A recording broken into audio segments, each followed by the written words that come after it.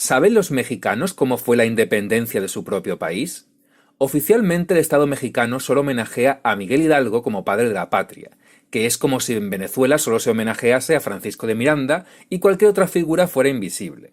Agustín de Iturbide, verdadero artífice de la independencia mexicana, ha sido invisibilizado y calumniado por puros intereses políticos, porque en Hispanoamérica, más que en ninguna otra parte del mundo, la historia la escriben los políticos. Ahora vamos a ver la narración de la historiadora mexicana Guadalupe Jiménez Codinach sobre cómo México obtuvo su independencia y los primeros pasos que dio como país independiente. Al final comentaré algunas lagunas y equivocaciones de esta historiadora y aunque siempre quedarán misterios por resolver, trataremos de arrojar luz a un tema que ha permanecido en la oscuridad durante mucho tiempo. Porque el caso de Agustín Iturbide y de su obra, el Plan de Iguala, la consumación de la independencia, en realidad es una de las etapas que más se han distorsionado en toda nuestra historia y en nuestra historiografía. Y no lo digo yo sola, mi maestro, el doctor Luis González y González, decía que de todas las etapas de la guerra de independencia, la menos conocida y más distorsionada era la consumación. Y sí, esto no es nada más de decirlo, es que hay que vivirlo. Yo les voy a poner 3 casos que me han tocado a mí, muchos más, pero estos son como muy, pues, explican esa especie de marginación, desconocimiento, ignorancia, pero también cierto propósito de no conocer esa etapa, de rechazarla a priori. Estando yo muy jovencita en Morelia, me pidieron en una escuela tipo oficial que cubriera a un profesor una semana en un 4º año de primaria y fui a dar clases. Y me llamó el director de la escuela y me dijo, mire maestra, quiero que usted hoy escoja entre estos 2 temas porque la SEP está pidiendo que hagan una obra como de teatro, pero en vivo con sus alumnos. Tiene 2 temas a escoger esta semana, o el Congreso de Chilpancingo o la entrada del Ejército Trigarante a la Ciudad de México. El grupo era como de 45 niños. Yo dije, pues, el Congreso de Chilpancingo al principio tuvo 4 diputados, luego 8 y luego 16, pues qué aburrido para los niños. Mejor les voy a poner el ejército, les voy a hacer a todos sus gorros y todos van a entrar con sus gorritos de como un ejército ahí en el patio del colegio, de la escuela. Y me habla el director y me dice, sí, nada más que le prohíbo terminantemente que entre Agustín Iturbide. Ese señor no puede entrar. Yo dije, ah, sí, pues claro que va a entrar. Lo primero que hice, me preparé, le hice su gorro al niño que iba a ser Iturbide, le hice el plan de Iguala para que lo llevara en la mano, claro que también a Vicente Guerrero, pero dije, ¿qué? Pues no hago la entrada del ejército trigarante si no va a Iturbide. A la mera hora, pues ya estaba toda la escuela ahí muy sentada y no pudo hacer nada el director. Pues yo dije, tiene que entrar, yo no voy a mentir. Bueno, pues lo hice. Esa fue la primera en la frente. La segunda en la frente fue en 1971, yo creo que todos se han de acordar, que el presidente Luis Echeverría, que acaba de fallecer, precisamente ese año, hizo un decreto presidencial donde determinaba que el único consumador de la independencia era Vicente Guerrero. Y fue a Iguala, y el discurso que se lo encargó a uno que fue maestro mío, le prohibieron que se mencionara en Iguala a Iturbide. Solamente se podía hablar de Vicente Guerrero y el plan de Iguala como si lo hubiera hecho Guerrero. Y yo sí le dije a mi maestro, pero ¿cómo pudo haber eso? ¿Cómo ha hecho eso, maestro? Pero si usted sabe que eso es falso, dice, me pagaron muy bien. Bueno, la tercera fue cuando yo quise ya al terminar mi carrera, mi licenciatura, se me ocurrió hacer mi tesis sobre México en 1821. Y lo primero que me dijo el director de la carrera y otros maestros, ni se te ocurra porque no pasas el examen profesional. Nadie te va a aceptar ese tema. 21 es intocable. Dije, pues con mayor razón lo voy a estudiar. Y no me pasó nada. Es más, otro de nuestros maestros de la Ibero, el doctor Ángel Parel, me dijo, Lupita, publica ese tema. Tienes que publicarlo porque hay que entrarle a esos temas que nadie quiere tratar. No me pasó nada y se publicó el libro. Entonces, allí aprendí que por alguna razón este tema era un tema rechazado, sin conocerse, y había esa especie de nube que lo cubría.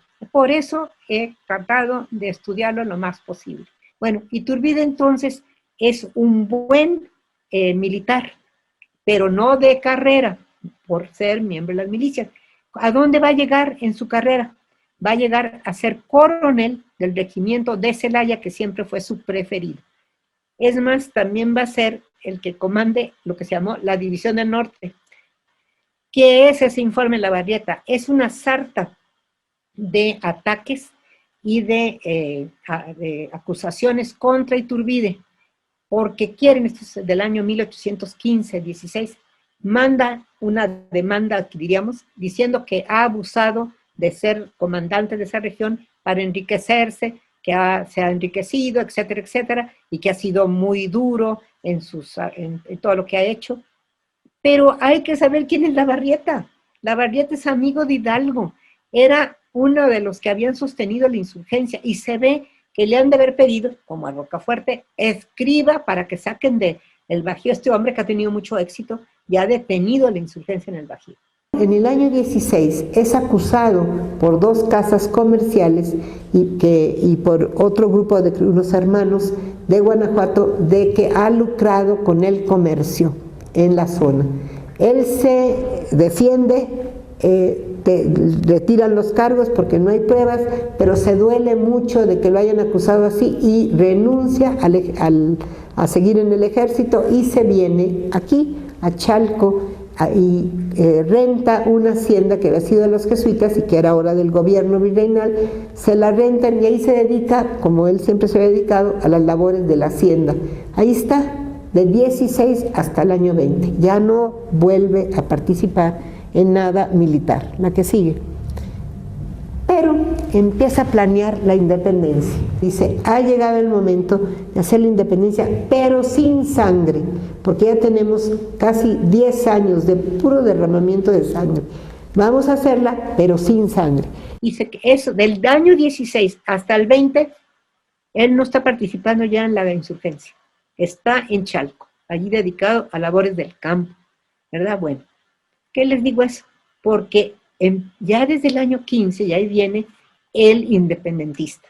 En 1815 tenemos el testimonio de uno de sus compañeros de las fuerzas virreinales, que fue un militar que después queda en el ejército mexicano, ya en México independiente, Vicente Filisola, que llegó a ser general, y él cuenta que en 1815, cuando están sitiando el fuerte del Cóporo insurgente, donde estaba Ramón Rayón, están ellos allá afuera, pues son las fuerzas virreinales, quieren tomar el fuerte, y le dice Iturbide a Filisola, que es el que dice esto, que sería tan fácil conseguir la independencia si unieran a insurgentes con las fuerzas virreinales, que entonces se lograría, pero dialogando, de acuerdo ambos.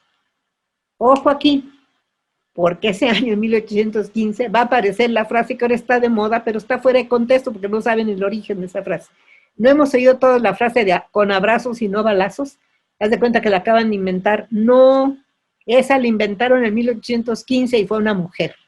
La segunda condesa de Regla escribe al ex virrey Iturrigaray, que estaba ya en España, y le dice, no se pueden convencer que esta guerra no se podrá terminar si no es con abrazos y no a balazos. Y de hecho tuvo esa premonición, porque es lo que Iturbide va a lograr en 21. Que no sea más que uniendo a los exinsurgentes, a los que se habían indultado, porque hay que decir que del año 17 en adelante, el virrey Apodaca va a indultar a más de 17,000 insurgentes, los dejan las armas, y todos esos exinsurgentes después se van a unir a los trigarantes. Él, como independentista, ya está pendando en la independencia. En el año 15 tenemos constancia por ese testimonio de que estaba pensando unirlo. La misma idea que Mina, Javier Mina, que nunca se llamó Francisco, entre comillas, se llamó Javier Martín Mina, traía cuando trajo esa expedición, que no es él no es extranjero, él traerá así a 300 oficiales, que hay portugueses, que hay franceses, que hay suecos, que hay de todo. ¿Por qué trae a esos extranjeros? ¿Y por qué se organiza en Londres esa expedición? Pues porque acaba de pasar la batalla de Waterloo en junio de 1815. En ese momento en adelante, los ejércitos de Europa no tienen qué hacer, porque ya no hay guerras napoleónicas. Entonces los pobres militares no tienen sueldos, o están a medio sueldo. Es el momento que los que están de agentes de nuestras independencias hispanoamericanas, que los ha mandado Venezuela, los ha mandado Chile, los ha mandado Río de la Plata, también la Nueva España, están en Londres y empiezan a organizar expediciones con todos estos que no tienen trabajo y que encantados quieren venir, porque les van a pagar un sueldo y quizá les den tierras y se puedan quedar, establecerse, porque no tienen esperanzas. De los 33 padres de la patria, que así les decía Morelos a gente muy cercana a él, 24 se hacen trigarantes. Nos han dicho que es la contrarrevolución, que los insurgentes fueron aislados. No es cierto, no es cierto. De los 33 más cercanos a Morelos, 24 se hacen trigarantes. Esa es la primera bandera trigarante. Los colores, no se crean de esas tonterías que han dicho en la televisión y la radio, que si los campos y la sangre, no es cierto. ¿Saben qué quieren decir? Miren, Iturbide explica que el blanco es la religión, el verde es la esperanza, la independencia y el rojo es la unión. Si ustedes conocen algo de emblemática, y en la época medieval, por ejemplo, leen la Divina Comedia de Dante, van a ver que las tres virtudes teologales, la fe, la esperanza y la caridad, tienen colores, están representadas por colores.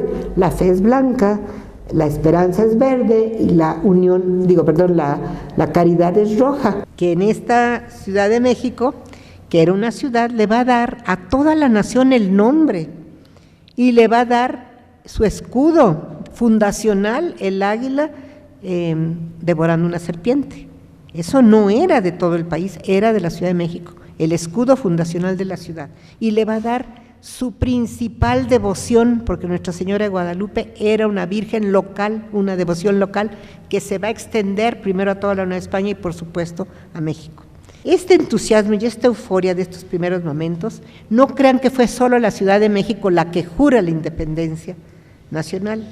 144 ciudades y pueblos la juran, solo 7 no la quisieron jurar y prefirieron el gobierno virreinal. 7 ciudades de todo el territorio. Esta primera Constitución Federal de la República Mexicana. Ojo, es esta Constitución la que le da el nombre aparentemente a nuestro nombre oficial. No nos llamamos México, no nos llamamos República Mexicana, nos llamamos Estados Unidos Mexicanos, ¿sí o no? Por la Constitución de 24, pero hay un antecedente. No fueron los de 24 los primeros que nos llamaron así.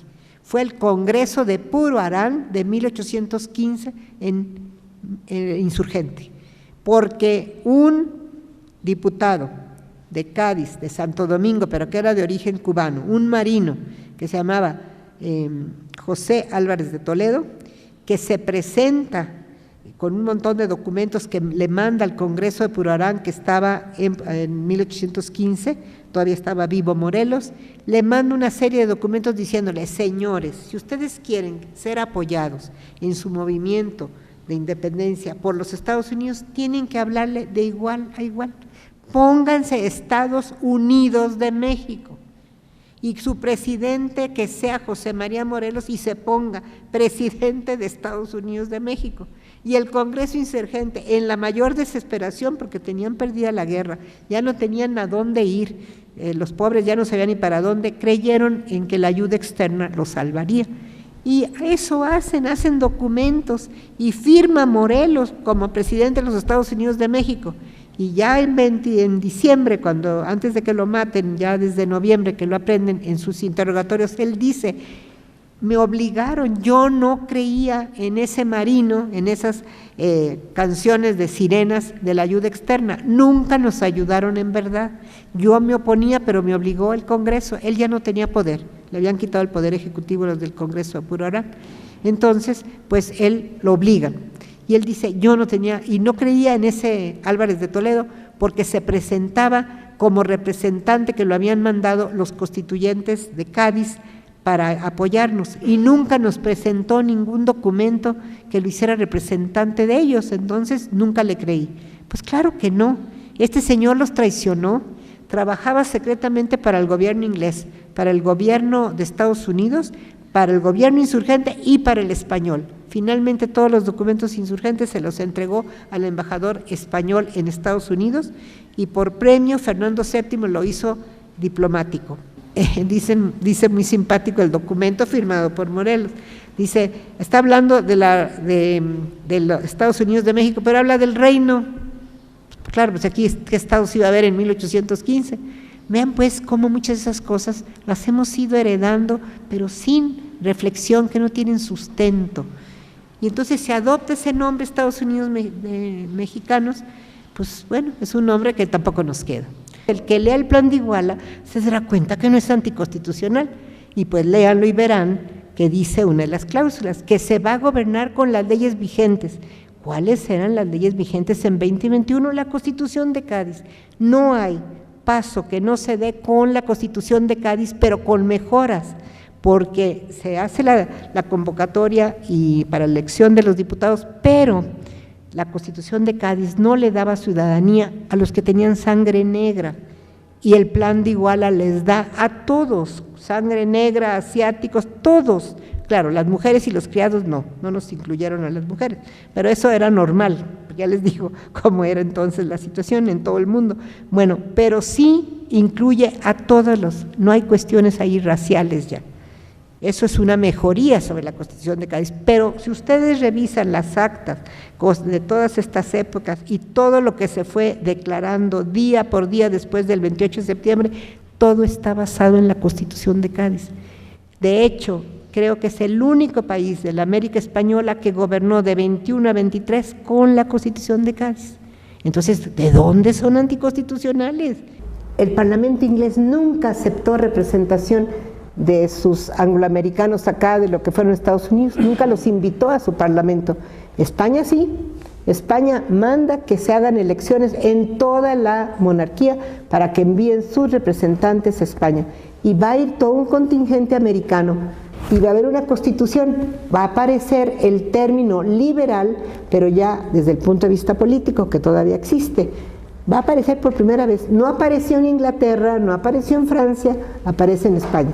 Me acuerdo muy bien que Carlos Fuentes, en su obra que estaba haciendo de El espejo enterrado, dijo o escribió por ahí que España nunca había dado ningún avance a la historia política del mundo.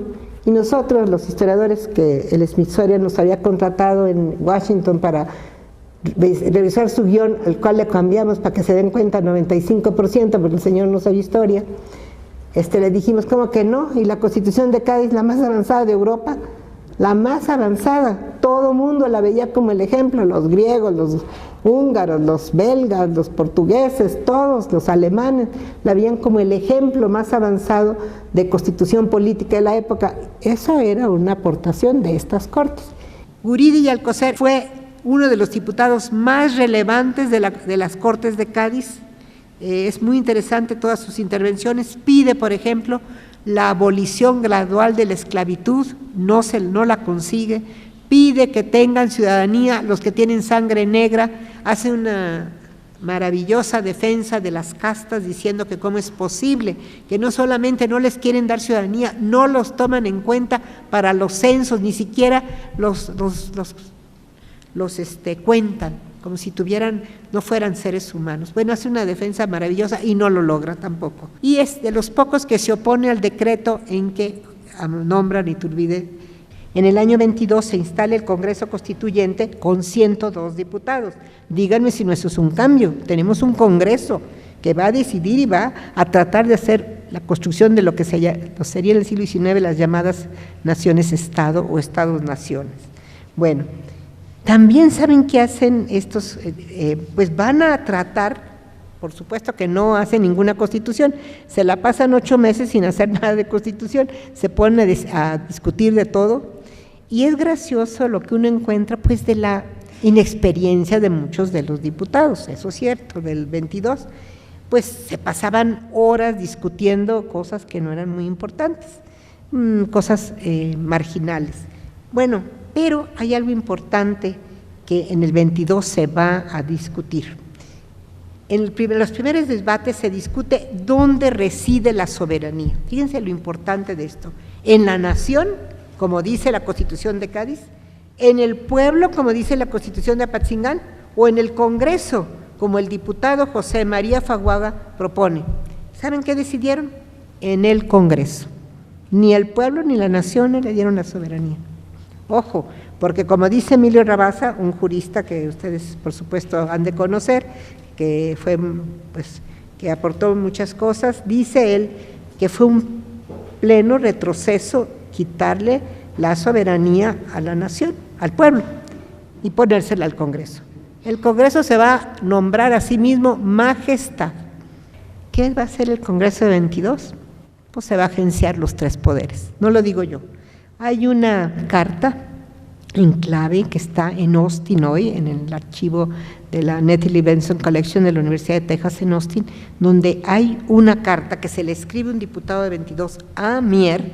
Acuérdense que Mier había andado, bueno, Mier anda en Filadelfia y por todos lados, y le escribe y le dice en clave: Señor, se ha dicho que Pío Marcha proclamó a Agustín Iturbide como emperador. No, no es cierto, fuimos nosotros, porque nosotros tenemos los tres poderes en el Congreso. Eso es lo que estaban haciendo. Y allí va a empezar una lucha de todo el siglo XIX. ¿Quién tiene más poder, el Congreso o el Ejecutivo? Esa generación tiene miedo del poder ejecutivo.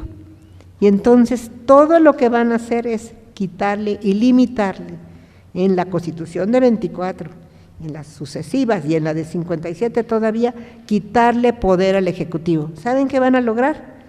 Que el Ejecutivo no gobernara con la Constitución, que va a tener que gobernar con poderes especiales. Hasta Juárez no gobernó con la Constitución 57, no podía porque no le daba suficientes poderes, la Constitución le tenían miedo al poder ejecutivo. Y entonces el Congreso siempre se dio más poder del que debería de tener.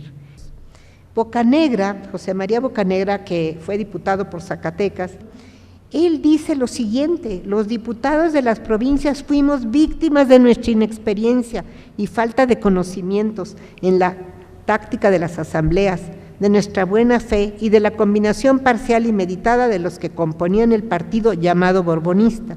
Cuando uno analiza ese partido borbonista, ¿quiénes eran? Era gente muy experimentada. Allí estaba José María Faguaga, allí estaba el padre Mier, allí estaba Ramos Arizpe. Ese grupo eran muy fuertes porque tenían experiencia parlamentaria, como veremos. Estos sí conocían lo que era porque habían estado en Cádiz o habían estado en Madrid después en las cortes posteriores. Entonces ese grupo era fuerte y más conocedor, y estos jovencitos de provincia pues no conocían mucho. La tarea más importante que se le encargó al Congreso de 22 fue crear una constitución, y no lo hizo, que fue uno de los pleitos que tuvo Iturbide con ellos, porque les dijo: son Congreso Constituyente, ustedes, les dijo, van a ser los padres de la patria, pero no hicieron nada. Ese es el modelo de moda. Fíjense que no dije república, dije la monarquía constitucional como modelo en esos años de 21 a 25. Napoleón había influido mucho en esta posibilidad de que existiera un imperio constitucional, porque eso fue lo que fue su gobierno. El plan de Iguala dice que va a venir alguien de la familia real española, porque dice el plan que no quieren traer un monarca ya hecho para evitar los problemas de la ambición, la lucha política. Entonces, el plan de Iguala, ¿qué va a pasar? Nadie va a venir. Han desconocido los tratados, la firma de O'Donoghue, ya España se rehúsa. Fíjense, en España, al no aceptar esto, pues yo creo que perdió la oportunidad de haber llevado una mejor relación con el México independiente, como lo hizo Inglaterra cuando acepta en 1783 la independencia de Estados Unidos. En vez de pelearse con Estados Unidos, siguieron comerciando, hicieron y crecieron mucho ambos, porque no se opusieron, aceptó la independencia Inglaterra y continuaron llevando una relación, sobre todo económica, muy fuerte. Nosotros no. España va a aceptar la independencia hasta 1836. Es de 21 a 36, no quiso aceptar nada que tuviera que ver con nuestra independencia. El 27 de marzo de 22, como les dije, Iturbide envía una encuesta, es la primera encuesta que conocemos en la historia nacional. Mandó una encuesta a todas las provincias, preguntando a las autoridades de las villas y de las ciudades de todo el país que si había partidarios del gobierno republicano, que si se debía aumentar o no o disminuir el ejército, qué se opinaba sobre el clero secular y regular, qué se opinaba si era mejor el antiguo gobierno o el nuevo que se había establecido. Hace una encuesta como de 16 preguntas, no se las digo todas, pero es interesante porque existen las respuestas que recibió. Y entre ellos, ¿quién creen que le contesta por parte de Veracruz? Antonio López de Santana le dice: señor, en la región veracruzana hay algunos que se apellidan republicanos, pero en realidad son maquinaciones y resultados de la volubilidad. La mayoría prefieren la monarquía constitucional. Lo está diciendo en marzo de 22 Santana, y para diciembre de 22 Santana es el primero que se va a levantar con el grito de ¡Viva la República! A mí me cae muy en gracia eso, porque si ustedes oyen años más tarde lo que dice el propio Santana, pues se dice uno, qué barbaridad, ¿verdad? ¿Cómo cambian las gentes? Santana años después dice, pues sí, que él fue, que él han dicho que él fue el padre de la República, pero él años después diría que fue lo que menos le hizo bien al país, porque solo mal le trajo la República. Ese es el padre de la República. Pero hay que decir la verdad, en diciembre de 22, quien hace el plan de Veracruz, que proclama la República, no es Santana, es Miguel de Santa María, es amigo de todo este grupo, del que los mismos, de Faguaga, de Mier, de Rocafuerte, el que era de Ecuador, todos estos son amigos. De hecho, Santa María era un republicano convencido y en ese momento fungía como embajador de Colombia en México y había estado conspirando con todos los conspiradores contra el Imperio Iturbide. Él es el que le hace el plan de República a Santana. No tiene mucho éxito ese plan, pero el que sí va a tener en 23, a principios de 23, es otro plan que lo van a hacer los que mandó Iturbide a detener el movimiento o el levantamiento de los del plan de Veracruz. Manda a a los que confiaba más de sus generales, a Echevarri, a Celestino Negrete, eran sus amigos y confiaba en ellos. Y ellos, lo que no sabía Iturbide, ellos ya pertenecían a las logias masónicas escocesas, que les dan la orden de que hay que acabar con el imperio. Y entonces crean otro plan, que se llama el plan de Casamata. No son iguales, luego en los libros los confunden. El plan de Veracruz es uno, es de diciembre de 22, el plan de Casamata es de 23, al principio. ¿Y qué dice el plan de Casamata? No dice que quiten al emperador, pero que se tiene que restablecer el Congreso, que es cierto que Iturbide en octubre, desde agosto había habido una conspiración de varios diputados para acabar con el imperio de Iturbide y para quitarlo, con el pretexto de que no había sido elegido por unanimidad y que había sido impuesto su elección. Otra falsedad. Hay que revisar esas actas de mayo de 22, donde ustedes pueden ver la primera votación, de los que estaban presentes, 94 diputados, todos los que votan a favor de Iturbide como emperador, solo 15 no dicen que no, pero dicen que tienen que preguntarle a sus provincias su opinión. Vuelve a haber otra votación, están las actas, del 21 de mayo de 22, y por unanimidad, 102 diputados aceptan la proclamación de Agustín Iturbide como emperador constitucional de México. Con esa palabra, emperador constitucional, fue nombrado por el Congreso, 102 votos por unanimidad. ¿Cómo que se autoproclamó? Como dicen los libros, ¿cómo se iba a autoproclamar? Si están ahí las votaciones. ¿Saben quién pidió que fuera emperador? 64 generales y oficiales del ejército mexicano. que ya estaba establecido. El ejército mexicano con ese nombre. Falso que en 1913 se haya establecido el ejército mexicano, como tuvimos en 2013 las celebraciones de la creación del ejército mexicano. No, señores. El ejército mexicano se creó en 1821 con el ejército trigarante. Nomás vayan a la Secretaría de la Defensa y vean los papeles. Ahí he estado yo y los he revisado. No es cierto que el ejército mexicano se haya creado en 1913, como tenemos ya dos monumentos que dicen que los 100 años de la creación del ejército mexicano. Se nos habían muerto en la guerra de independencia de 10 a 21 cerca entre 600,000 y 1,000,000 de muertos, de 6 millones, tendríamos un poco más de 5 millones. Esa era la población nuestra. Pero quiero decirles la realidad de este país en esos años. Una pobreza generalizada del gobierno. No había dinero ni siquiera para pagar a todos los héroes del ejército trigarante que habían ganado la guerra. Son más de 16,000 y no hay dinero para pagarles. Ya les deben 2 meses y no hay cómo pagarles. No se les puede pagar a la burocracia que trabaja para el gobierno. Entonces empieza a haber movimientos de enojo contra el gobierno porque no tiene dinero para pagar. En ese momento, yo creo que queda muy bien aquella frase que se decía en aquellos años: las revoluciones se apagan cuando los sueldos se pagan, pero no había pago de sueldos. Iturbide, desesperado, le pide al Congreso que haga algo, que se busque un préstamo, y como no hay préstamo, el préstamo va a venir hasta 23 ya con el Congreso, ya sin que Iturbide esté presente, se va a empezar a tramitar un préstamo a Inglaterra, pues decide hacer algo que no había hecho de 21 hasta 23, subir el impuesto, diríamos predial, sobre las casas a los dueños 40%. Pero quiero decirles que no afectaba a la población pobre, menos de la Ciudad de México, porque la mayoría de la gente rentaba.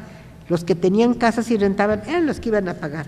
Bueno, pues le va a salir muy mal porque eso sí va a indignar a la gente pudiente, por supuesto, ¿verdad? Bueno, entonces, ¿qué va a pasar? Que va a tener que renunciar e irse al extranjero. Ya en una situación muy penosa, Iturbide en Liorna, ya no quieren que esté ahí más por las presiones de los en Italia, que los Borbones dominan, se sale, se escapa y se va a Inglaterra. Pero eso le va a dar miedo al Congreso aquí en México. ¿Cómo que que estaba en Liorna se ha ido a Inglaterra? ¿Por qué se fue? ¿Por qué está allá? ¿Qué pretende? El Congreso mexicano de 23, alarmado por esa posibilidad del regreso, va a dar un decreto, y esto sí es muy importante, del 28 de abril de 1824, en cuyo artículo primero declaraba lo siguiente: traidor y fuera de la ley a don Agustín de Iturbide, siempre que bajo cualquier título se presentase en algún punto del territorio mexicano. Solo 2 diputados se opusieron a este decreto. Fíjense que un decreto, los juristas, los abogados me dirán si estoy equivocado o no, un decreto, una ley, una norma no se puede hacer para una persona únicamente. La ley es general, tiene que ser para todos, no nomás para este señor. Y este señor que no sabe que si se presenta en territorio lo vamos a declarar traidor y reo de muerte, de pena de muerte. Él no sabe ni qué está pasando. 2 diputados, uno de los que están aquí, José Guridi y Alcocer, Miguel Guridi y Alcocer, y el diputado Martínez, también los 2 dicen: señores, no es justo.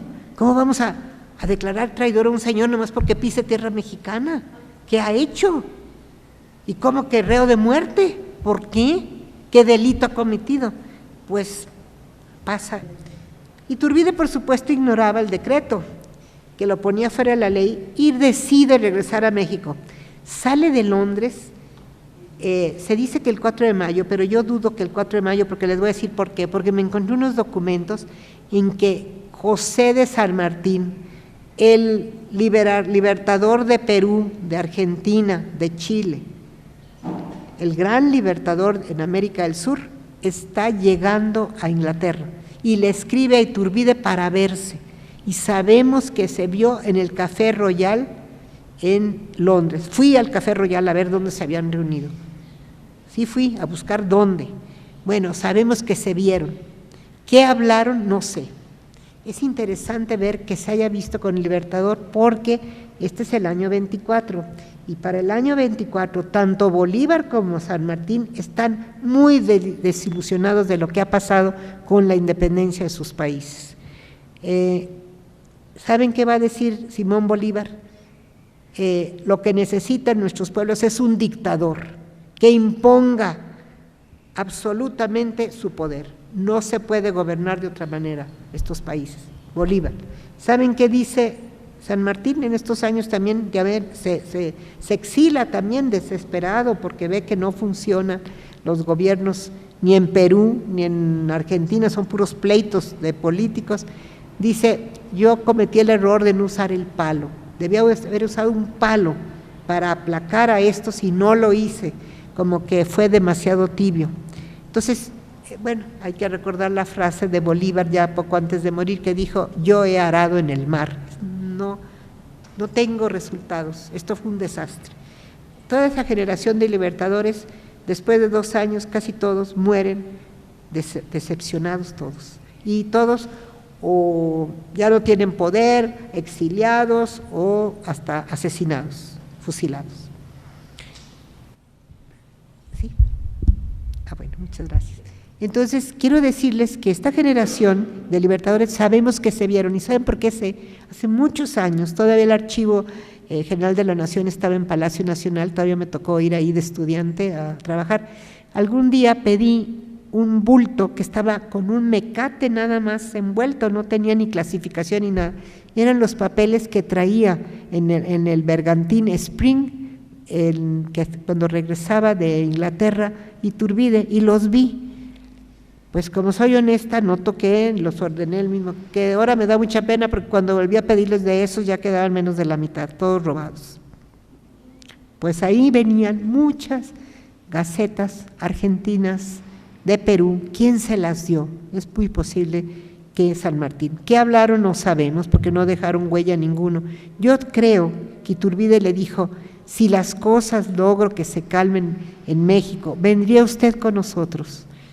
Nos apoyaría, porque le tenían mucha estimación, le tenía mucha admiración a San Martín. ¿Qué hablaron? No lo sé, pero por eso retrasa su salida de Inglaterra y va a salir el 11 de mayo de Southampton, del puerto, y tiene una penosa travesía y va a llegar el 14 de julio de 1824 a Soto la Marina. Por orden del Congreso Estatal, recuerden que hay estados ya, ahora sí ya hay estados, hay una federación y hay un Congreso Estatal que ese se siente soberano, todos los congresos de ese momento se sienten soberanos. Entonces, por orden, sin juicio, es fusilado en Padilla, Tamaulipas, el 19 de julio de 1824 a las 6 de la tarde.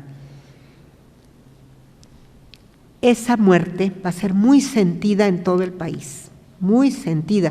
Se van a espantar los mismos miembros del Congreso que habían dictado el decreto, porque nunca pensaron que iba a hacerse realidad, pero era demasiado tarde. Y a muchos autores que yo he leído se quejan de que Iturbide fue débil, que debía de haber sido mucho más firme con los del Congreso y haberse impuesto, porque se vino una época terrible para el país. Si ustedes calculan que de 24 que tenemos el primer presidente de la nación, el único presidente que duró 4 años, que era el periodo presidencial, fue el primero, Guadalupe Victoria, y ninguno más, no duraban. Guerrero duró unos meses, y así cada uno. Es decir, tuvimos más de 77 titulares del Poder Ejecutivo en menos de 67 años, más de uno por año, porque era aquí una salida y una entrada. En este siglo XIX tuvimos más de 1000 planes en que se levantaban motines, es decir, se vino una época de tanto desasosiego, de tanta inquietud. Y Iturbide le dice, yo no tengo tanto miedo de Europa, de quien tengo mucho miedo para mi país es de los Estados Unidos. ese país es el peligroso para México. Se los está diciendo, se daba cuenta, ¿verdad? Y decía, no es que yo esté en contra de los sistemas republicanos, pero no es ahora lo que necesita el país. Necesitamos paz, tranquilidad, como consolidarnos, y luego que elijan el sistema que quieren. Y yo creo que en eso tenía razón, porque vean, entramos a una vorágine. Entiendo que no fue solo por el problema político, era el problema económico. Creo que aquí les he contado que el 27 de septiembre de 1821 entramos a esta vida nacional debiendo más de 80 millones de pesos y teniendo en la tesorería 48 pesos. Bueno, ¿quién va a aguantar? ¿Qué gobierno puede aguantar sin recursos? Tuvimos un superávit hasta creo que casi al final del siglo XIX, en la época de don Porfirio. Hasta entonces, creo que con Limantur. Antes no. ¿Ustedes saben lo que es mantener un gobierno que no puede pagar a su gente? Pues que cada rato se le levantan y hay motines y hay toda suerte de cosas. La coronación, ojo, para los que les dicen que el gran lujo, no hombre, estaban bien pobres, ellos no sabían qué tan pobres, estaban pobrísimos.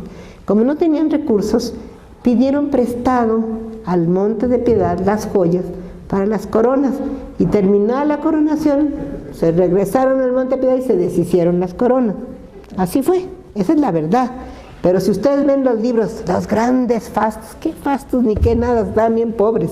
La idea de imperio, en el caso nuestro, viene de algo que ni siquiera era real, pero ellos lo creían, del famoso inventado imperio mexica o mexicano. Recordando Iturbide que no quiso que le dieran, porque era civil, que le dieran un nombramiento pues militar, y prefiere el de primer jefe. Entonces entra como primer jefe, ahí lo ven en un caballo oscuro que dice Bustamante que era de un pariente suyo, y va de cada lado, lleva a los representantes de las dos parcialidades indias de la Ciudad de México, de Santiago Tlatelolco y de San Juan. ¿Por qué lleva de cada lado a los gobernadores de las parcialidades? Pues por esa idea que tienen en la cabeza de que regresan al imperio mexica o mexicano. Y entonces lleva a las dos autoridades como si de 1521 a 1821, 3 siglos exactamente, regresaran al imperio que se cortó con la llegada de los europeos. Entonces tienen eso en la imaginación. No fue así, pero ellos lo creen. Aquí al iniciador y aquí tenemos al consumidor, y en el consumador. Y esta alegoría es de 1884 por ahí. Todavía en esos años se reconocía al iniciador y al consumador. Después de la Revolución Mexicana, después de los años 20, va a venir una especie de rechazo a Iturbide espantoso. Tuvo errores, sí tuvo errores como ser humano, pero tuvo grandes logros. Y para mí el gran logro es que consiguió la independencia sin derramamiento de sangre, con una campaña de convencimiento a insurgentes, a los que no eran nada y a los que eran realistas, hasta que los unió. Y yo creo que amaba profundamente a su patria, sí la amaba.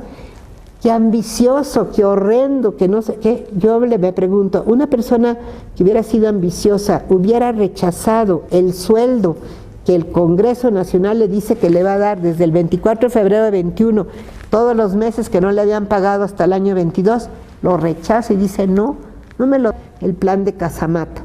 Allí es otra cosa, no piden la abdicación de Iturbide, pero piden que se vuelva a establecer el Congreso, que ya disolvió Iturbide porque no se ponían de acuerdo, y que las provincias, las diputaciones provinciales tengan más autoridad.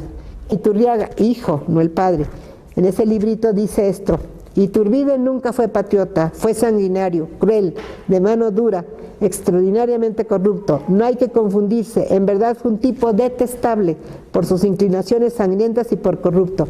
Nunca hay un hecho, siempre son palabras, adjetivos. Yo les pido, como estudiantes serios y gente pensante, que no se dejen guiar por ese tipo de obras.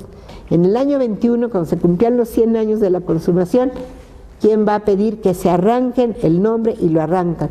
el papá de Octavio Paz, que era diputado del museo de ahí de Chapultepec, decía que Morelos en los sentimientos de la nación ya hablaba de república. No, no es cierto, no habla de república. Ella lo mencionaba creyendo que al hablar de 3 poderes es república. No, las monarquías constitucionales tienen 3 poderes, tienen poder ejecutivo, tienen poder legislativo y tienen poder judicial. Vean nomás la Constitución de Cádiz y cualquier monarquía constitucional lo tiene. Entonces, el plan de Iguala tiene los 3 poderes y tiene algo muy importante que yo creo que viene de la influencia de Morelos: la igualdad ante la ley y la ciudadanía para todos, porque la Constitución de Cádiz se la daba nomás a los americanos, a los españoles nacidos en España y a los indios, pero quitaba, marginaba totalmente la ciudadanía a los que tuvieran sangre negra, a las castas. Quiero decirles con pena que ninguna de nuestras constituciones es democrática, para acabar pronto.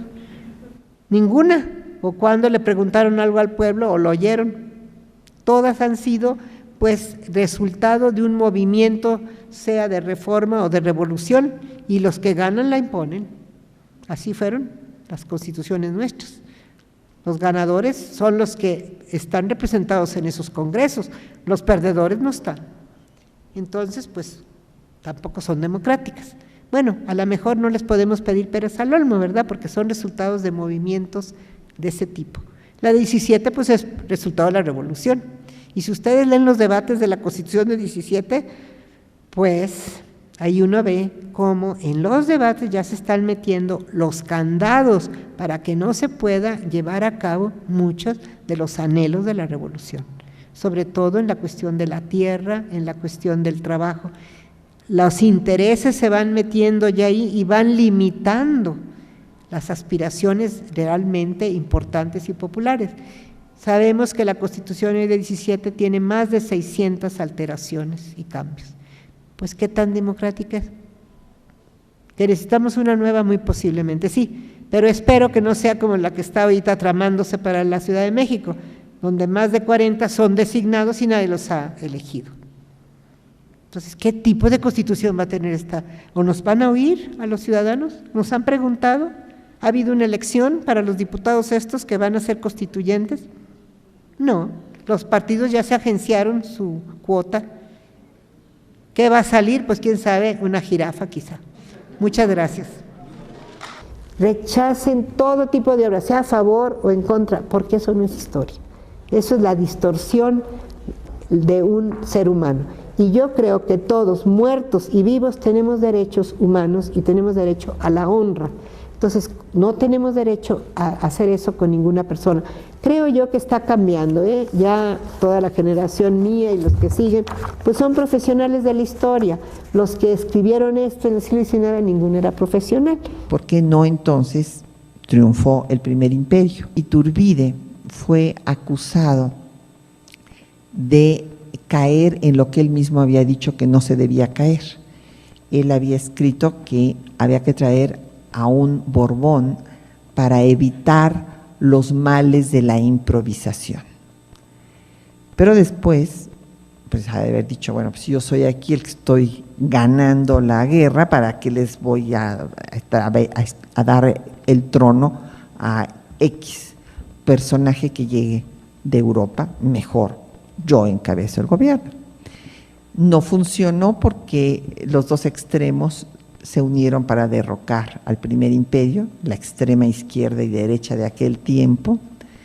Por una parte, disuelve el Congreso, y lo disuelve porque era un Congreso dominado por los borbonistas, que le echaban en cara no haber traído a un Borbón. Pero una vez que disuelve al Congreso, se levantan los antiguos insurgentes por haber disuelto el Congreso y cae el primer imperio. Y entonces se dice que este primer imperio ha caído no porque la monarquía no sirva como sistema político, sino porque Iturbide era un improvisado. Bueno, ahora que hemos escuchado a Guadalupe Jiménez, vamos a comentar algunas cuestiones. La primera es que hay una carta que Iturbide le mandó al virrey Apodaca el mismo día de la promulgación del Plan de Iguala, diciendo lo siguiente: Yo no he creído ni creerá vuestra excelencia, sin duda, que nuestro amado y desgraciado rey haya adoptado voluntariamente un sistema que no solo es contrario a las prerrogativas que fueron anexas a la corona que heredó de sus augustos predecesores, sino que destruye los sentimientos piadosos de que sobreabunda su corazón, y de que tan constantes, repetidas e innumerables pruebas nos tiene dadas. No persuade vuestra excelencia que si México le llamase para que reinara pacíficamente, dejando al clero secular y regular en el mismo goce de sus fueros por una constitución moderada, y al mismo tiempo le dejasen el goce de muchas preeminiscencias justas y razonables de que ha sido despojado, vendría volando a disfrutar en tranquilidad de su cetro, a ser feliz y a hacer la felicidad del Anahuac. Sí, no puede dudarse. Sea, pues, vuestra excelencia quien haga el mejor servicio al mejor de los reyes. Adóptese el plan que debe paralizar los proyectos de revolución desastrosa que se anuncia por todas partes.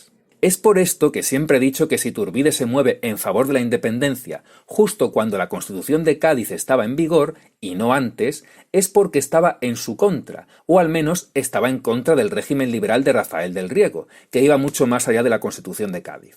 Y creo que la misma Guadalupe responde a la pregunta de por qué a Iturbide, como a muchos otros mexicanos, podría desagradarle aquel régimen liberal. La historia les llama los 100,000 hijos de San Luis. ¿Y qué creen? El pueblo, muchas partes del pueblo español, pues los reciben bien porque no estaban de acuerdo muchos con la Constitución, sobre todo con las reformas constitucionales de los 20, del grupo más radical de los liberales españoles de 20 a 23. ¿Por qué? Por ejemplo, habían acabado con las órdenes religiosas que son las que servían a los, no a todas, pero sí las que servían a los enfermos, a los locos, etcétera. Suprimieron otra vez en 20 la Compañía de Jesús, de los jesuitas. Eran muy queridos en la Nueva España, habían sido los maestros de muchas de estas gentes, les tenían mucho afecto. Había sido un grave ofensa haberlos sacado como los sacaron de una manera pues muy dura en 1767, y era un agravio que no se olvidaba. Entonces, ¿pero qué va a hacer los de 20 en España? Pues los vuelven a suprimir, ya estaban vueltos a establecer en 1814. De hecho, aquí en la Nueva España se restablecen hasta 16. De hecho, este año estamos recordando los 200 años del restablecimiento de los jesuitas en la Nueva España, en 16. Bueno, ya estaban otra vez, pero en 20 los vuelven a suprimir y otra vez les quitan los colegios, otra vez el colegio de San Ildefonso y todo va, otra vez se los vuelven a quitar. Sin embargo, Jiménez no menciona esta carta por ningún lado y sin duda requiere de explicaciones, así como tampoco menciona estos episodios de violencia protagonizados por Iturbide y que narra Aldama. ¿Son falsos al igual que otras cosas que se han dicho de Iturbide? Pues podría ser. De igual forma que seguramente también es falso que Iturbide pertenecía a la masonería, tal y como aseveran algunos autores. Aunque a estas alturas, tanto en el bando independentista como en el realista, había muchos masones. Esta organización ya había empezado a penetrar en el Imperio Español en las últimas décadas del siglo XVIII y con la invasión napoleónica se intensificó mucho más. Vamos con la siguiente cuestión. Que en esta Ciudad de México, que era una ciudad, le va a dar a toda la nación el nombre. En realidad, mexicanos no eran solo los de la Ciudad de México, eran también los del Reino de México, que abarcaba un territorio parecido al que tenían los mexicas. Además, en algunos mapas del siglo XVII ya figura México como nombre alternativo al de Nueva España. Del famoso inventado imperio mexica o mexicano. Asumían que Moctezuma, Cuauhtémoc, todos ellos habían sido emperadores en un imperio. No es posible. La palabra imperio y la institución imperial es romana. Aquí no había imperio. El imperio mexica sí que sería un imperio, pero un imperio no es solo lo que Roma fue, o una imitación de esta. También nos referimos a Estados Unidos o a China como imperios también. Vamos ahora con la cuestión de la Constitución de Cádiz. También nuestros diputados de la Nueva España, de la Real de la Plata, de Caracas, de Chile, de todos lados, habían sido parte de esos diputados que escribieron y prepararon la Constitución. Y fueron muy brillantes nuestros diputados americanos, muy valiosos. También es su Constitución. Yo les recuerdo que la Plaza de la Constitución de la Ciudad de México se llama así por la Constitución de Cádiz. ¿Ese liberalismo de Cádiz te parece que es liberal con todo? No, le dije, no es liberal. No para todo. En lo económico no quieren que les toque los intereses de los comerciantes de Cádiz. Serán liberales en ciertas cosas políticas, pero en lo económico la Constitución misma cuida de los intereses de estos comerciantes, que eran muy fuertes y que estaban apoyando precisamente a los diputados de las Cortes. Así que no son tan liberales en ciertos aspectos. ¿Por qué? En eso son imperialistas. Quieren seguir teniendo el control del comercio esos comerciantes. Claro que sí. Pues claro que no. En la Constitución tampoco aparece ningún privilegio comercial para los peninsulares. Al contrario, en todo momento se habla de fomentar el comercio, la industria, etc. en todo el Imperio Español, sin ningún tipo de privilegio, con un código civil y criminal igual para todos. Precisamente Nueva España había desarrollado una industria que duplicaba en peso sobre el PIB a la minería. De hecho, Carlos III había excluido temporalmente a la Nueva España del Reglamento de Libre Comercio porque su industria era tan potente que se temía que se comiera a la del resto de territorios. Precisamente los comerciantes mexicanos salieron peor parados tras la independencia. Otro sobre el comercio libre, y fíjense lo que decía, y los peligros del comercio para la nueva nación. Dice, la nación que tenga más sobrantes será la que más florezca. Un consejo que no han seguido nuestros negociadores del TLC y ahora del Acuerdo del Pacífico. ¿A quién va a favorecer esos tratados?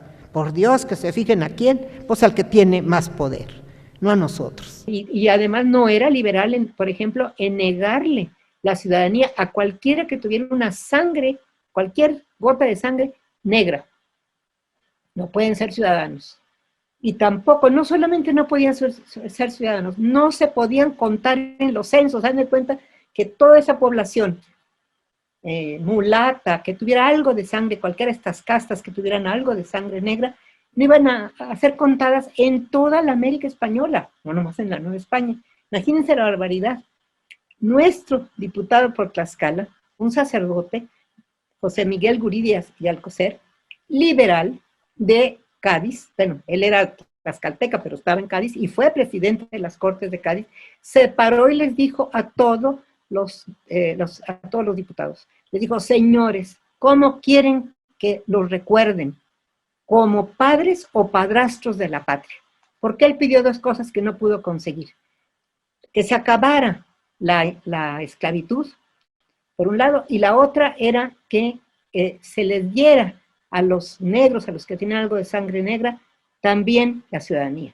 Y no lo consiguió. Claro, el plan de Iguala sí.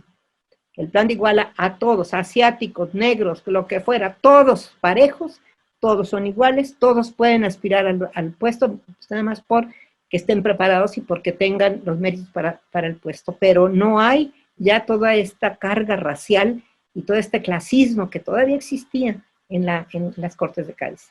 No es cierto que los afrodescendientes no pudieran ser ciudadanos. La misma Constitución lo dice así claramente. A los españoles que por cualquier línea son habidos y reputados por originarios del África, les queda abierta la puerta de la virtud y del merecimiento para ser ciudadanos. En su consecuencia, las Cortes concederán carta de ciudadano a los que hicieren servicios calificados a la patria, o a los que se distingan por su talento, aplicación y conducta, con la condición de que sean hijos de legítimo matrimonio de padres ingenuos, de que estén casados con mujer ingenua y avecinados en los dominios de las Españas, y que ejerzan alguna profesión, oficio o industria útil con capital propio.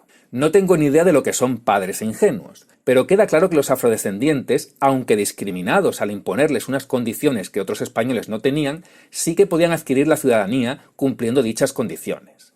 Y tampoco era como que cualquier persona con una gota de sangre africana tenía que cumplir estas condiciones, tan solo aquellos de los que se pudiera saber y fuera evidente que eran afrodescendientes. También hay que agregar que algunos de esos diputados tan valiosos que menciona Jiménez fueron la razón por la que la Constitución de Cádiz no prohíbe la esclavitud y discrimina a los afrodescendientes de esta forma. Los diputados de Cuba y de Caracas destacaron por defender la continuidad de la esclavitud para no causar revuelo en sus lugares de origen. Por el contrario, el diputado peninsular Agustín de Argüelles decía que si los afrodescendientes no tenían las mismas condiciones que el resto, era por la resistencia que mostraron determinados diputados americanos, no por los peninsulares. Pese a que los peninsulares eran mayoría, se impuso la opinión de una minoría de americanos. Y va a ir todo un contingente americano si ustedes quieren, no era tan justo porque eran menos de los que pudieran haber ido. Claro, los españoles se espantan, porque si ellos dejan que los americanos manden a todos los que querían mandar, pues se comen a los españoles de la península, porque pues imagínense el tamaño de lo que era la América española comparada con la península. Y entonces vienen las famosas Cortes de Cádiz. Pues la misma Constitución de Cádiz dice: la base para la representación nacional es la misma para ambos hemisferios. Por tanto, había pocos diputados americanos en las Cortes porque en una situación de guerra era difícil que más pudieran llegar a Cádiz y asistir a las Cortes. Esto explicaría por qué algunos diputados, como Dionisio Inca Yupanqui, representaban a territorios americanos pese a que vivían en la península. De hecho, muchos diputados elegidos tanto en la península como en América no pudieron llegar o llegaron tarde a las Cortes, y tuvieron que ser reemplazados por los suplentes. El ya mencionado Agustín de Argüelles, que fue un destacadísimo diputado, era suplente. Es más, 185 diputados firmaron la Constitución de 240 que debían estar presentes en esa firma. No obstante, no he logrado encontrar una fuente que con seguridad me dé una respuesta clara a esta cuestión. Ahora vamos con el movimiento insurgente liderado por Miguel Hidalgo. ¿Quería la independencia o la permanencia en el imperio de Fernando VII? Claro, en inicio, en el levantamiento de 1810, en esa insurrección, tanto los que todavía no se llamaban insurgentes, porque tampoco se llamaban insurgentes, ahorita les digo cuándo se llamaron insurgentes y quién les puso el nombre, este grupo, pues, estaba haciendo la nombre del rey, no era contra el rey, no tenía por qué no ser realistas. En el año 10, como lo dice claramente Allende cuando le preguntan, cuando ya está preso en Chihuahua y le dicen, usted es reo de alta traición. Dice, no, en todo caso, de alta lealtad, porque nosotros nos levantamos por la religión, por el rey y por la patria.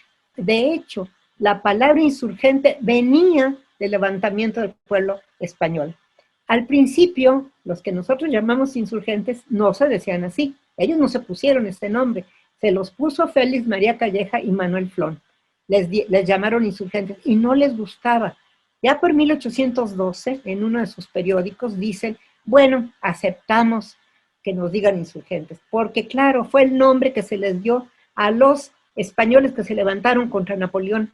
Tenemos esa idea falsa de un levantamiento en 1810 de mexicanos contra españoles. Olvídense, no hay tal, todavía no. Por eso no se usaba la palabra realistas, porque como yo les dije, también ellos luchaban por el rey preso, que estaba preso en 1808 y va a estar liberado hasta el año 14, Fernando VII. Y fíjense una cosa importante, acuérdense que les dije que Morelos decía que eran muy religiosos, más los novohispanos que los españoles. ¿Saben por qué también se levantaban? Para ellos Napoleón era como el anticristo. Tenía preso al rey, que era una figura muy importante para el novohispano, pero peor. En 1809 había prendido y tenía preso al Papa Pío VII. Pues era una especie de anticristo. Tiene al rey preso y tiene al Papa. Pues claro que nos estamos levantando en defensa de la religión. Sí queremos una independencia. Y dije la palabra independencia. Yo nunca he encontrado que ninguno de ellos, desde 8, 9, 10, esté hablando de autonomía. No porque no conozcan la palabra, es de origen griego, sí saben lo que es, pero todos usan la palabra independencia. Claro que conocían lo que era la independencia. La usaban mucho los sacerdotes, sobre todo en términos de la emancipación, tipo lo que había pasado con los judíos que se habían emancipado y liberado de los egipcios. Pero saben lo que es liberarse para siempre de alguien, ¿verdad? Entonces sí la usan. Y sobre todo el que lo usa muchísimo es Allende. Es más, va y pinta en el año 1809 en una pared, independencia, cobardes criollos. Eso lo pone en el año 9. Pues claro que sabían. Bueno, pues este grupo, cuando pasa lo de Granaditas, empieza a haber un grupo de gentes, varios que conozco, que se retraen. Y ya Iturbide no va a aceptar la invitación que sí le va a hacer su pariente Hidalgo de que se una a las fuerzas ya en Valladolid. Bueno, este es Fernando VII, que regresa en el año 1814, lo liberan porque ya está preso Napoleón en Elba, se libera, pero ¿qué creen? Llega a perseguir a todos los liberales, a todos los que habían hecho la Constitución de Cádiz y a reinstalar la monarquía absoluta. Imagínense, vuelve pues otra vez, diríamos, a las andadas. Entonces esto va a cambiar las cosas en la Nueva España. ahora sí ya no van a hablar a nombre del rey Fernando VII, ya lo ven, como decía Morelos, que le había hecho daño estar con los franceses, que ya venía cambiado. Entonces ya empiezan a retirarse de la figura de Fernando VII. La que sigue. No sé si es que no se ha explicado bien, pero no logro entender cómo Allende, antes de 1810, ya quería la independencia, pero el movimiento fue en favor de España y del rey Fernando VII. Ahí me falta una explicación. Así como también me gustaría que se mencionara la carta que Allende le escribió a Hidalgo, en la que narra que se va a engañar a los indígenas diciendo que el movimiento va a ser en favor de Fernando VII y no de la independencia, para que los indígenas lo apoyen. Al respecto, la historiadora Patricia Galeana decía esto. En un principio, el propio Allende le había pedido que invocara a Fernando VII porque esto les traería más apoyos, claro, apoyos de los que eran peninsulares, y Hidalgo solamente lo menciona una sola ocasión.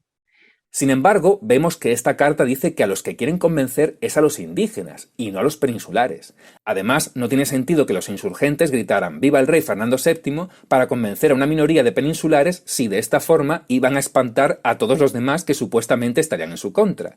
Es como si un político comunista dijera «Viva el capitalismo», para ver si se le unen también los empresarios, pero de esta forma ahuyentaría a los mismos comunistas que no quieren el capitalismo ni a los empresarios.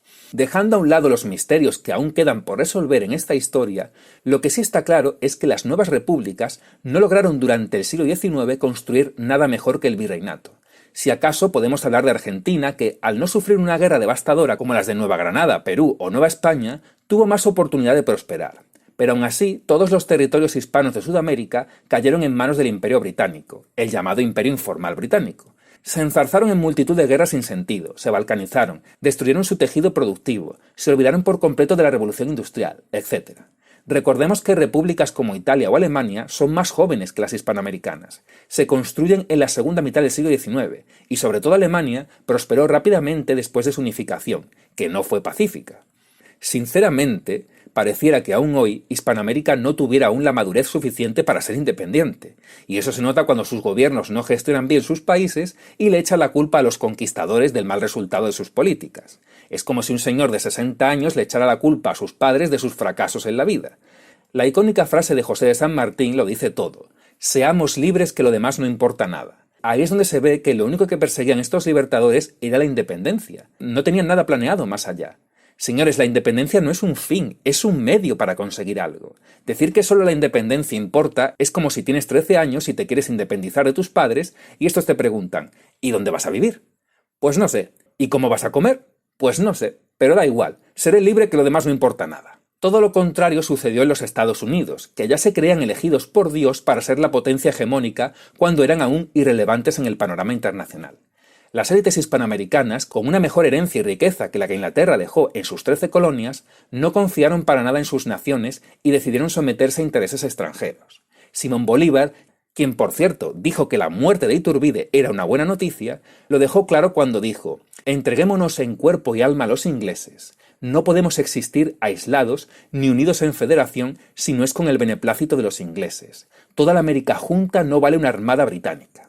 Una frase así sería impensable que saliera de la boca de Washington o Jefferson. Y aunque Iturbide no era así de servil, igualmente quiso pedir un préstamo a Inglaterra porque la guerra de independencia había destruido la economía. Ninguno de estos líderes estuvo a la altura, y mucho menos aquellos que le sucedieron. Pero lo peor de todo es que en pleno siglo XXI todavía Hispanoamérica no ha aprendido de ni uno solo de sus errores. Ante las miserias inauguradas tras sus independencias, las respuestas mayoritarias son del tipo: esto nos ocurre porque nos conquistaron los españoles, si nos hubieran conquistado los ingleses seríamos como Estados Unidos. Y no, Estados Unidos es una potencia, entre otras razones, porque no se vendió a los ingleses como hicieron los libertadores de Sudamérica. Si os hubieran conquistado los ingleses, os habríais muerto de hambre por millones, como pasó en la India o en Irlanda, colonias inglesas que sufrieron de las peores hambrunas de la historia de la humanidad, agravadas por la administración inglesa. Y encima, los hispanistas proponemos una solución a todo esto y en lugar de aceptarla, muchos insisten en revolcarse en el fango de la miseria que iniciaron los libertadores como si ésta creara algún tipo de adicción. O lo que es peor, creerse parte de alguna civilización prehispánica extinta a la cual mataron los españoles, como si tales civilizaciones no hubieran roto jamás un plato. Idolatrar las independencias es idolatrar la miseria. Sé que es muy duro de aceptar un mensaje tan contrario a todo lo que os han contado y habéis asimilado durante toda vuestra vida. Y aún más duro admitir una crítica tan feroz a nada más y nada menos que a la fundación de vuestros propios países. Pero los datos están ahí y son contundentes. ¿Merece la pena seguir autoengañándose y hacer el tonto idolatrando a quienes os hundieron? ¿O sería mejor desplazar el orgullo por unos países fallidos a un orgullo hispano que trascienda las fronteras que tan arbitrariamente nos hemos puesto entre nosotros? No sé, pensadlo.